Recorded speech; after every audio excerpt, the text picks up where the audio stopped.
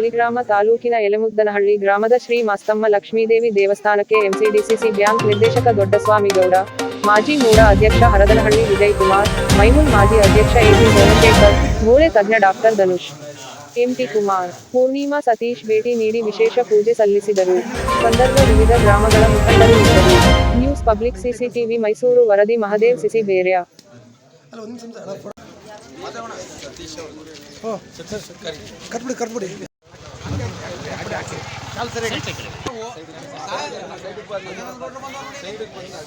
ಫ್ರೀಯಾಗಿ